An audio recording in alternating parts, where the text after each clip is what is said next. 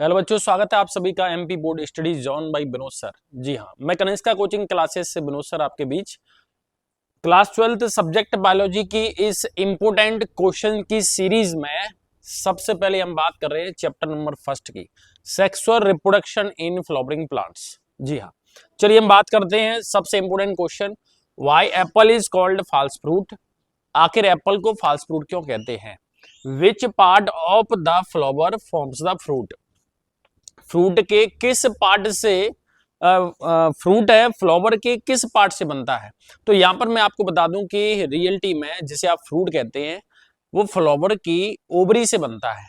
कोई फ्लावर है उसके अंदर जो फीमेल पार्ट होता है उसमें ओवरी होती है, उस ओवरी के अंदर ओव्यूल होता है, ओव्यूल के अंदर एम्ब्रियो सेक होता है और एम्ब्रियो सेक के अंदर एग सेल होती है। जब कोई मेल गैमेट इस एग सेल से फ्यूज होता है तो जायगोट बनता है और इसी दौरान जब फर्टिलाइजेशन की प्रोसेस फॉलो होती है तो उसी फर्टिलाइजेशन में उसी ओव्यूल से सीड बन जाता है, ओवरी से फ्रूट बन जाता है। इसका मतलब ये हुआ कि फ्लावर की ओवरी से फ्रूट का डेवलपमेंट होता है, वही फ्रूट ट्रू फ्रूट और फ्रूट कहलाता है। लेकिन जब फ्रूट का फॉर्मेशन ओवरी के अलावा फ्लावर के किसी भी पार्ट से हो जाए तब हम उसे कहते हैं कि ये ट्रू फ्रूट नहीं है, ये फॉल्स फ्रूट कहलाता है। और फॉल्स फ्रूट में एक एग्जांपल पढ़ते हैं apple, because apple is formed after the fertilisation. Fertilisation के बाद बनता जरूर है लेकिन एप्पल वो फ्रूट होता है जो ओवरी से डेवलप नहीं होता, फ्लावर के थैलेमस से डेवलप होता है। इसीलिए इसको फॉल्स फ्रूट या फिर स्यूडो कार्प कहते हैं। देखो लिखा हुआ है fruit developed from different parts of the flower other than ovary is called false fruit. ऐसा फ्रूट जो ओवरी के अलावा किसी दूसरे पार्ट से डेवलप होता है उसे फॉल्स फ्रूट कहते हैं। स्यूडो कार्प भी इसका नाम है। Apple is derived from the thalamus so it is called false fruit. Apple thalamus से बनता है इसीलिए इसको हम फॉल्स फ्रूट कहते हैं। चलिए क्वेश्चन नंबर 2 की बात करते हैं, what are chasmogamous flowers, can cross pollination occur in cleistogamous flowers, give reason for your answer. NCERT का बेहतरीन क्वेश्चन जिसके आने की पॉसिबिलिटी बहुत ज्यादा है इस बार। मैं आपको बता दूं कि चेस्मोगेमस और क्लिस्टोगेमस फ्लावर्स आखिर क्या होते हैं। ऐसे फ्लावर्स जो कि वर्ष भर ओपन रहते हैं, जिनके पेटल्स खुले रहते हैं, जिनके रिप्रोडक्टिव ऑर्गन यानी मेल पार्ट और फीमेल पार्ट पूरी तरह से एक्सपोज होते हैं। कोई भी पॉलिंग रेन किसी भी जगह से आकर वहां पर पॉलिनेशन कर सकता है। इसका मतलब इनमें क्रॉस पॉलिनेशन के चांस सबसे ज्यादा होते हैं। और इसका जस्ट अपोजिट कर दिया जाए, ऐसे फ्लावर जो वर्ष भर बंद रहते हैं, जिसके रिप्रोडक्टिव ऑर्गन्स मेल पार्ट और फीमेल पार्ट पूरी तरह से पेटल्स के द्वारा क्लोज रहते हैं, जहां पर सेल पॉलिनेशन की ही पॉसिबिलिटी है, कभी भी क्रॉस पॉलिनेशन नहीं होता, ऐसे फ्लावर क्लिस्टोगेमस कहलाते हैं। तो देखो यहाँ पर आप बात करेंगे chasmogamous flowers, flowers that have open petals such that the reproductive organs are exposed to allow cross pollination are called chasmogamous flowers. वही बात है, ऐसे फ्लावर जिनके पेटल्स खुले रहते हैं और जहां पर क्रॉस पॉलिनेशन की पॉसिबिलिटी होती है चेस्मोगेमस कहलाते हैं। Cross pollination can not be occur, cross pollination किस में नहीं होता है? क्लिस्टोगेमस फ्लावर के अंदर क्रॉस पॉलिनेशन नहीं होता है। चलिए अगला क्वेश्चन बात करते हैं, क्वेश्चन नंबर 3 लिखा हुआ है, how are pollen grains remain conserved for a long time period. बहुत ही इंपोर्टेंट क्वेश्चन है। लंबे समय तक जब पोलिंग ग्रेन्स की बात करते हैं तो वैसे के वैसे बने रहते हैं। इसीलिए प्लांट के जब फॉसिल्स मिलते हैं तो हमने अक्सर ऐसा देखा है कि उसमें पोलिंग ग्रेन्स वैसे की वैसे ही मिलते हैं। क्या रीजन है? चलिए बात करते हैं। Pollen grains are remain conserved for long time period due to the presence of special resistant material. यहाँ पर एक बेहतरीन मटेरियल मिलता है और उसकी लेयर मिला करती है, उस मटेरियल को कहते हैं स्पोरोपोलेनिन इन एक्साइन, यानी पोलिन ग्रेन की सबसे बाहर वाली लेयर होती है उसको एक्साइन कहते हैं, सबसे अंदर वाली लेयर को इंटाइन कहते हैं। एक्साइन लेयर किसकी बनी होती है? स्पोरोपोलेनिन की। और ये केमिकल रियलिटी में not affected by heat, enzymes and other unfavourable condition. कितना भी टेम्परेचर हो, कोई भी एंजाइम हो, कितना भी प्रेशर हो, लेकिन इस स्पोरोपोलेनिन को वो कभी डैमेज नहीं कर पाते, इसीलिए पोलिन ग्रेन्स वैसे के वैसे ही बनते हैं। चलिए अगला क्वेश्चन बात करते हैं, what is polyembryony, explain with example. और इंपोर्टेंट क्वेश्चन की सीरीज में अगला क्वेश्चन है ये, पॉलीएम्ब्रियोनी क्या है? लिखा हुआ पॉलीएम्ब्रियोनी यानी बहुत सारे एम्ब्रियो होंगे, formation of more than one embryo in a cell. एक ही सेल के अंदर जब एक से अधिक एम्ब्रियो मिलते हैं तब उसे पॉलीएम्ब्रियोनी कहते हैं। It is due to fertilisation of all the eggs. ये किसकी वजह से है? रीजन देखिए, जितने भी एग्स होते हैं सबका फर्टिलाइजेशन हो जाए, तो इसका मतलब उसमें एक से ज्यादा एम्ब्रियो बन जाते हैं, और इसी तरह से एम्ब्रियो का बनना पॉली एम्ब्रियोनी कहलाता है। पॉली एम्ब्रियोनी अक्सर मिला करती है सिट्रस फैमिली के फ्रूट्स में, और सिट्रस फ्रूट्स में एग्जाम्पल होता है लेमन। नींबू के अंदर आप देखेंगे ढेर सारे सीड होते हैं, पॉली एम्ब्रियोनी का बेहतरीन एग्जाम्पल है ये। अगली हम बात करेंगे, draw the label diagram of longitudinal section of typical flower. कोई फ्लावर है जिसे हम एंजियोस्पर्मिक कहते हैं, जिसको टिपिकल फ्लावर कहते हैं, जिसके अंदर आखिर कौन से पार्ट्स हैं, इसका लेबल डायग्राम पूछा जाता है। कोई डेफिनेशन पूछी नहीं जाती। यहाँ पर आप देखिए डायग्राम की बात करें तो यहाँ पर सबसे नीचे वाला जो पोर्शन होता है जिसको हम स्टॉक कहते हैं, डंठल कहते हैं, वो पेडेंकल कहलाता है। फूला हुआ पोर्शन है रेसेप्टिकल कहलाता है। और यहाँ पर ये जो 2 या 3 ग्रीन लिप्स होती है इनको सेपल्स कहते हैं। सेपल्स का ग्रुप ही कैलिक्स कहलाता है। सेपल्स का ग्रुप ही कैलिक्स कहलाता है। तो यहाँ पर हम बात करें तो यहाँ पर ये कैलिक्स है, और कैलिक्स के बाद में ये जो पत्तियां दिखाई देती हैं फ्लावर में, जितनी पत्ती हैं वो पेटल्स कहलाती हैं, और पेटल्स के ग्रुप को कोरोला कहते हैं। तो ये आप देख सकते हैं कैलिक्स, कोरोला, और उसके बाद में थर्ड जो बर्लिंग है तीसरे नंबर की, फर्स्ट नंबर की बर्लिंग को हम कैलिक्स कहते हैं, सिंगल यूनिट को सेपल्स कहते हैं। सेकेंड बर्लिंग को हम कोरोला कहते हैं, सिंगल यूनिट को सेपल्स पेटल्स कहते हैं। और थर्ड यूनिट होती है, थर्ड बर्लिंग होती है, उसका नाम होता है मेल पार्ट, एंड्रोसियम कहते हैं। और एंड्रोसियम की सिंगल यूनिट को हम स्टेमिन कहते हैं। ये देखिए, और स्टेमिन है वो बना होता है एंथर और फिलामेंट से। ये बलून जैसी स्ट्रक्चर होती है वो एंथर कहलाता है। यहाँ पर ये जो धागे जैसी स्ट्रक्चर है वो फिलामेंट कहलाता है। ये फिलामेंट एंथर को सपोर्ट देता है। एंथर के अंदर कुछ बाउल जैसी स्ट्रक्चर होती है जिसके अंदर पोलिंग ग्रेन होते हैं। इसी स्ट्रक्चर को स्पोरेंजियम या फिर माइक्रोस्पोरेंजियम कहते हैं। अब हम बात करते हैं फोर्थ बर्लिंग और सबसे लास्ट बर्लिंग फ्लावर की, जो सेंटर में प्रेजेंट होती है। वही सेंटर में प्रेजेंट बर्लिंग को हम गाइनोसियम कहते हैं। और गाइनोसियम की सिंगल यूनिट को पिस्टिल, और पिस्टिल का ही दूसरा नाम कार्पल होता है, CARPEL, कार्पल। इसके अंदर 3 पार्ट है, सबसे ऊपर स्टिग्मा, उसके बाद स्टाइल, और उसके बाद ये फूला पोर्शन ओव्यूल कहलाता है। Stigma, style and ovary, ovary के अंदर ही ओव्यूल होते हैं, और ओव्यूल के अंदर एम्ब्रियो सेक होते हैं। नोट कीजिए, ओव्यूल रियलिटी में कहाँ प्रेजेंट है? ओवरी के अंदर, इसलिए ओवरी, ओवरी के अंदर ओव्यूल, ओव्यूल के अंदर एम्ब्रियो सेक, और प्लांट में फर्टिलाइजेशन एम्ब्रियो सेक के अंदर ही होता है। चलिए हम बात करते हैं फ्लावर की इस स्ट्रक्चर के बाद में अगले क्वेश्चन की। What is triple fusion? 2023 में पूछा हुआ क्वेश्चन है, ट्रिपल फ्यूजन क्या होता है? Where and how does it take place? Name the nuclei involve in triple fusion. कहां पर होता है, कैसे होता है, आपको ये नाम बताना है कि रियलिटी में कि कौन से ऐसे न्यूक्लियस हैं जो ट्रिपल फ्यूजन में पार्टिसिपेट करते हैं। What do you understand by double fertilisation and triple fusion? ऐसा भी पूछा जाता है। डबल फर्टिलाइजेशन और ट्रिपल फ्यूजन क्या होता है? राइट डाउन इट्स इंपोर्टेंस और explain the process after process of fertilisation in angiosperm.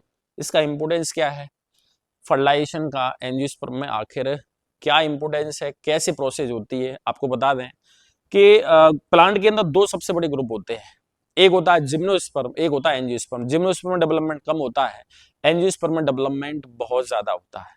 जिनको आप फ्लावरिंग प्लांट कहते हैं वो एंजियोस्पर्मिक होते हैं, जिन्हें हायर प्लांट्स कहते हैं वही एंजियोस्पर्म होते हैं। अब हम बात करते हैं इस एंजियोस्पर्म के अंदर जब फर्टिलाइजेशन होता है तो नॉर्मल फर्टिलाइजेशन नहीं है, ये fertilisation double fertilisation and triple fusion कहलाता है। क्या रीजन है इसको डबल फर्टिलाइजेशन और ट्रिपल फ्यूजन क्यों बोलते हैं?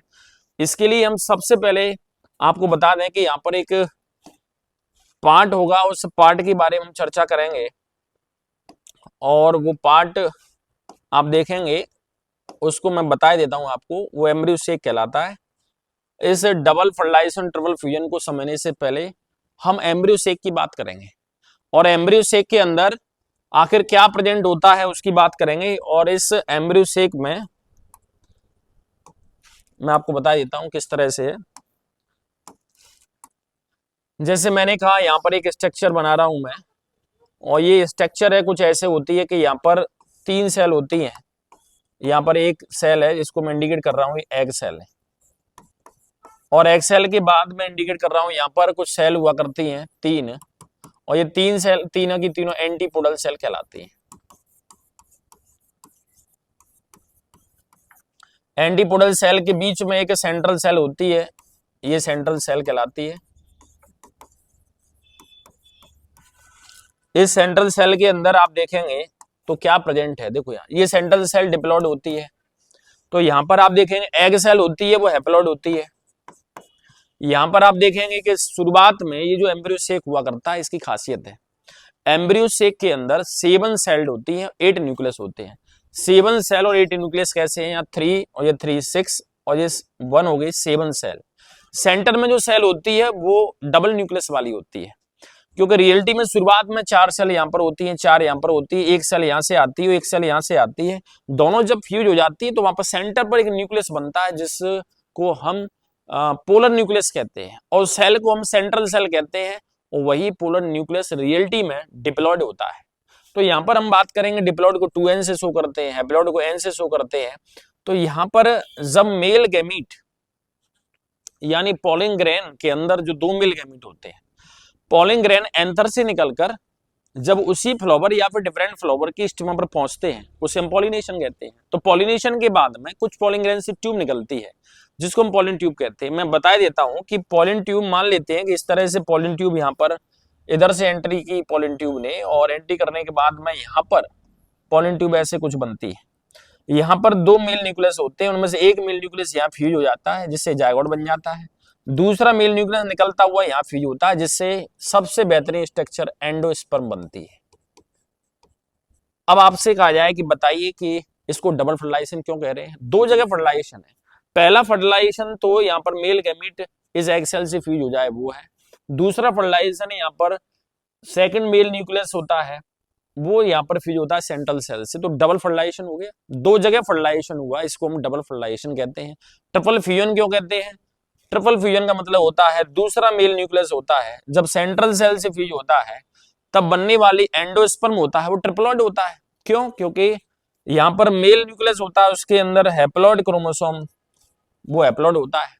ये जब हैप्लॉइड जिस डिप्लॉइड से फ्यूज होगा तो डिप्लॉइड और हैप्लॉइड दोनों मिलकर क्या बनाएंगे, ट्रिप्लॉइड। इसका मतलब ये हुआ कि इस फ्यूजन का नाम ट्रिपल फ्यूजन है। ट्रिपल फ्यूजन में हम बात करें तो सिर्फ एक मेल न्यूक्लियस और एक पोलर न्यूक्लियस होते हैं, बस 2 ही पार्टिसिपेट करते हैं।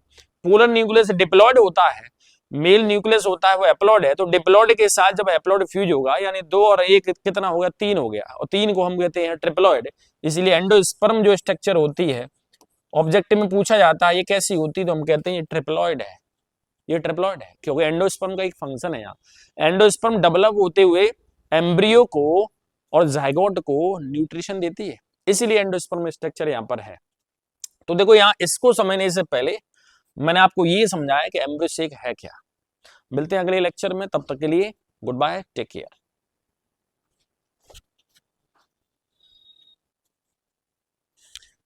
चलिए स्टार्ट करते हैं एम्ब्रियो सेक की स्ट्रक्चर के साथ में। यहाँ पर जो ट्रिपल फ्यूजन है वो मैंने आपको बताया था कि 2023 में पूछा गया क्वेश्चन था कि ट्रिपल फ्यूजन क्या है। देखो एम्ब्रियो सेक की जब स्ट्रक्चर आपको पता चल जाएगी तब हम उसको एक्सप्लेन कर सकते हैं। और एम्ब्रियो सेक की इस स्ट्रक्चर के साथ में शुरुआत में यहाँ पर 4 सेल होती है, यहाँ पर 4 सेल होती है, यहाँ से एक सेल यहाँ आती है और यहाँ से एक सेल आती है, दोनों आपस में फ्यूज हो जाती है। जैसे फ्यूज होती है तो यहाँ पर एक सेंट्रल में सेल बनती है, उस सेंट्रल वाली सेल को डिप्लॉइड कहा जाता है और इसको पोलर न्यूक्लियस भी कहते हैं। यहाँ पर जो सेल हुआ करती है वो एग सेल होती है या हैप्लॉइड होती है। यहाँ पर 3 सेल बचती हैं, यहाँ 3 बचती हैं। तो यहाँ पर आप बात करेंगे तो यहाँ इस एम्ब्रियो सेक के लिए टर्म यूज करते हैं कि 7 सेल्ड होता है ये, और उसके साथ साथ में 8 न्यूक्लिएटेड होता है। इसके अंदर पूरे एम्ब्रियो सेक के अंदर 7 सेल होती हैं, आप काउंट कर सकते हैं 3 और 3 6, और ये 1 सेंटर पर 7 है और 8 न्यूक्लियस है। 8 न्यूक्लियस का मतलब है यहाँ पर हर किसी सेल के अंदर एक एक न्यूक्लियस है, तो 6 यहाँ पर है, लेकिन ये बीच में जो सेल होती है उसके अंदर 2 न्यूक्लियस होते हैं, तो 6 और 2 8 न्यूक्लियस हो गए। अब इसके बाद में आप देखेंगे तो क्वेश्चन है write down difference between self and cross pollination. देखो पॉलिनेशन का मतलब क्या होता है, किसी फ्लावर के एंथर से पॉलिन ग्रेन निकलकर जब किसी फ्लावर की स्टिग्मा पर पहुंचते हैं तब उस प्रोसेस को हम पॉलिनेशन कहते हैं। अब पॉलिनेशन में 2 तरीके हो सकते हैं, एक सेल्फ और दूसरा क्रॉस पॉलिनेशन। सेल्फ पॉलिनेशन का मतलब होता है कि पॉलिन ग्रेन जब एक ही फ्लावर के एंथर से निकलते हैं और उसी फ्लावर के स्टिग्मा पर पहुंच जाते हैं तब उसे हम सेल्फ पॉलिनेशन कहते हैं। लेकिन क्रॉस पोलिनेशन का मतलब होता है कि पॉलिनेशन के दौरान जब आप बात करेंगे पोलिंग ग्रेन्स स्टिग्मा पर पहुंचते हैं, लेकिन different flower different plant but same species, flower अलग है और साथ साथ में प्लांट भी अलग है और स्पीसीज ये सेम है, तब उसे हम क्रॉस पोलिनेशन कहते हैं। सेल पोलिनेशन की पॉसिबिलिटी होती है बाइसेक्सुअल फ्लावर के अंदर, यहां पर यूनिसेक्सुअल फ्लावर है वहां पर क्रॉस पोलिनेशन होता है। यहां पर जेनेटिकली प्योर प्लांट्स मिलते हैं जिनको आप क्लोन्स भी कह सकते हैं, यहां पर जेनेटिकली डिफरेंट प्लांट मिलते हैं जो मॉर्फोलॉजिकल भी डिफरेंट है और जीनोटाइप भी इनका डिफरेंट होता है। यहां पर आप देखें पोलिंग ग्रेन्स हैं, इसमें वेस्ट नहीं जाते, रीजन क्या है, क्योंकि यहाँ पर पोलिंग ग्रेन्स किसी दूसरी जगह से आते हैं, इसलिए ढेर सारे पोलिंग ग्रेन्स यहाँ पर वेस्ट हो जाते हैं, इसलिए ज्यादा पोलिंग ग्रेन की आवश्यकता पड़ती है। यहाँ पर less number of polling grains required होते हैं, यहाँ पर large number of polling grains required होते हैं। तो ये डिफरेंस था। और उसके बाद अगला क्वेश्चन है क्वेश्चन नंबर 8, बहुत ही बेहतरीन क्वेश्चन है, एनसीईआरटी बुक के अंदर दिया हुआ है और इसके आने की पॉसिबिलिटी बहुत ज्यादा है। लिखा हुआ what is emasculation, when and why does a plant breeder employ this technique.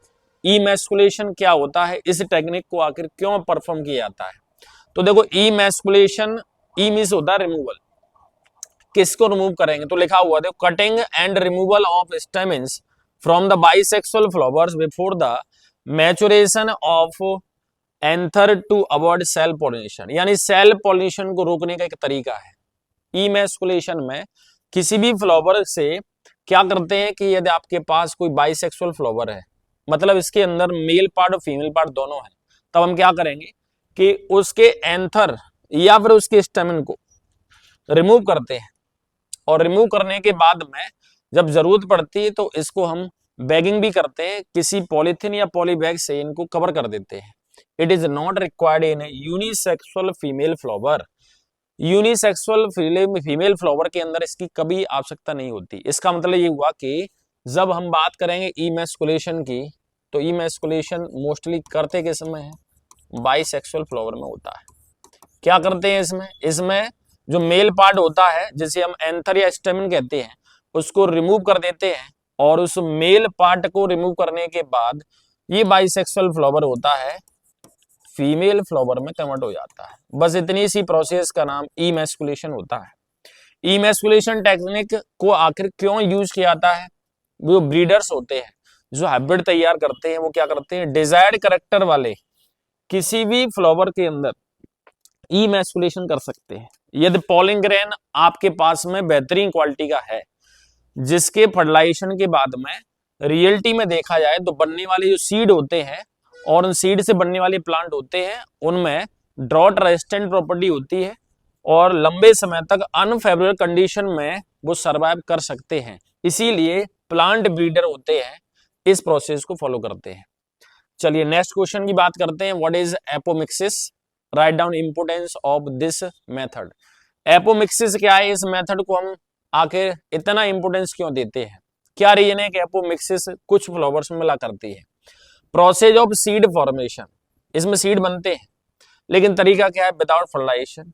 Normally जब फर्टिलाइजेशन होता है तब ओव्यूल्स होते हैं वो सीड में कन्वर्ट होते हैं, लेकिन जब बिना किसी फर्टिलाइजेशन के यदि सीड का फॉर्मेशन होता है तब उस प्रोसेस को हम एपोमिक्सिस कहते हैं।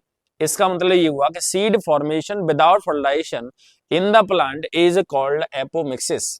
और इस एपोमिक्सिस में सबसे इंपोर्टेंट रोल क्या होता है, इसका यूज करते हैं for the production of hybrid seeds. Seed जिसके अंदर ढेर सारी वैरायटी आती है, ढेर सारी प्रॉपर्टी हम मिक्स कर सकते हैं, ऐसे हाइब्रिड सीड बनाने के लिए हम इसका यूज करते हैं।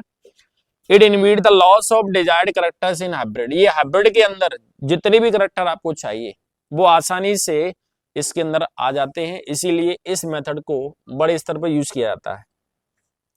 अगला क्वेश्चन है, what is bagging technique, how is it helpful in plant breeding programme. Bagging technique क्या होती है, देखिए इमैस्कुलेशन करने के बाद, मतलब किसी बाइसेक्सुअल फ्लावर से यदि हम एंथर को रिमूव कर दें तो प्रोसेस का नाम इमैस्कुलेशन है। इमैस्कुलेशन करने के बाद बचे हुए पोर्शन को यदि हम किसी पॉलीबैग से या पेपर से कवर कर देते हैं तब उस प्रोसेस का नाम बैगिंग टेक्निक होती है। इसी लिखा हुआ है, in preventing fertilisation of stigma by any undesired pollen grain by covering the emasculated flower, यानी सबसे पहले फ्लावर में से एंथर को रिमूव कर देंगे और ये बचे हुए फ्लावर है उस फ्लावर के चारों तरफ या बटर पेपर या पॉली बैग से कवरिंग कर देंगे। कवरिंग करने के बाद इसी टेक्निक को हम बैगिंग टेक्निक नाम देंगे। तो इसका मतलब बैगिंग टेक्निक में इमैस्कुलेशन सबसे पहले करते हैं, उसके बाद उसको पॉली बैग से या फिर बटर पेपर से कवर कर देते हैं और इसकी वजह से स्टिग्मा पर हर कोई पॉलिन ग्रेन है फर्टिलाइजेशन के लिए नहीं आता है। इस टेक्निक का यूज कहां पर करते हैं?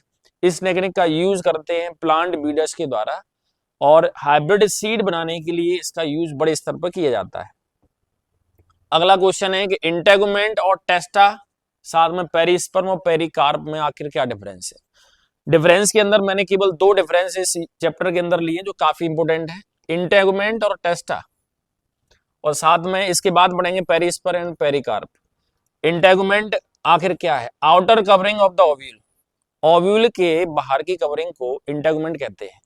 लेकिन आपको पता है कि ओव्यूल फर्टिलाइजेशन के बाद में सीड बनाता है, तो सीड के बाहर भी कवरिंग होती है, तो इसी इंटेगुमेंट को आखिर नाम क्या देते हैं? आफ्टर फर्टिलाइजेशन टेस्टा नाम देते हैं। तो इसका मतलब ये हुआ कि सीड में जो आउटर कवरिंग होती है उसको टेस्टा कहते हैं, लेकिन फर्टिलाइजेशन से पहले वो जो सीड होता है वो ओव्यूल होता है, तो ओव्यूल की आउटर कवरिंग का नाम इंटेगुमेंट होता है। ये लिविंग्स होती हैं और ये डेड होता है। इसके साथ में ये प्री फर्टिलाइज स्ट्रक्चर है, मतलब है कि ये फर्टिलाइजेशन से पहले है, और ये पोस्ट फर्टिलाइजेशन स्ट्रक्चर है, इसका मतलब ये फर्टिलाइजेशन के बाद है। ये लिविंग्स होते हैं, इसलिए इनमें स्क्लेराइड्स जो सेल होती है वो एब्सेंट होती है।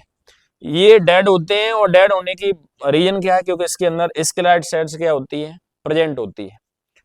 1 और 2 लेयर वाला होता है, इसमें केवल 1 लेयर मिला करती है।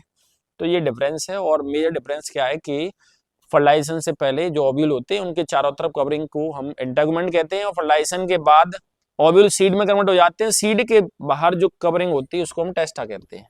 ये सबसे इंपोर्टेंट डिफरेंस है। चलिए अगली बात करते हैं पेरिस्पर्म और पेरिकार्प में क्या डिफरेंस है। तो देखो, पेरिस्पर्म होता है it is the part of the seed, ये सीड का पार्ट है। जहां भी कार्प लिखा हो कार्प, उस कार्प का रिलेशन हमेशा फ्रूट से होता है, इसीलिए आप कह सकते हैं it is the part of fruit, ये फ्रूट का पार्ट है।